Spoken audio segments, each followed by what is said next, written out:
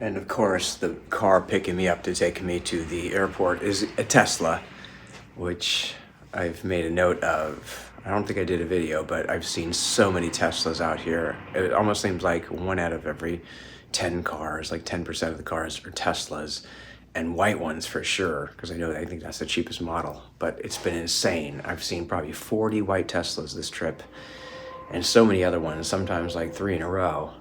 It's awesome. It's great because I have the stock, but it also is just shocking to me how ubiquitous it's become out here for electric vehicles. People love their Teslas, I guess, and that's fine by me.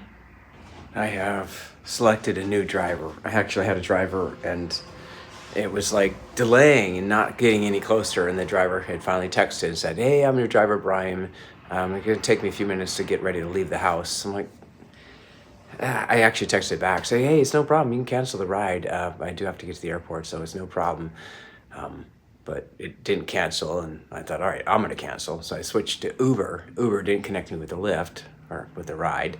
So I was like, okay, let's switch back to Lyft again, because Lyft was a lot cheaper.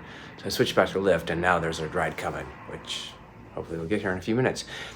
I think it's fine with people, the way things are, as contract drivers, gig drivers, because they can, sleep or whatever and keep themselves on the clock. But if you do want to have, a higher level of like more commitment to like being an employee, you kind of then would have to be ready to go and not just sleeping and then waiting, to leave the house in a few minutes. So I just think it's kind of like what exactly works best for both sides, and I kind of want people to be ready to go, not ready to leave the house. I'm gonna leave the house in 5 minutes. Like, well, that might not work. So, all right, I'll get downstairs and turn my keys in.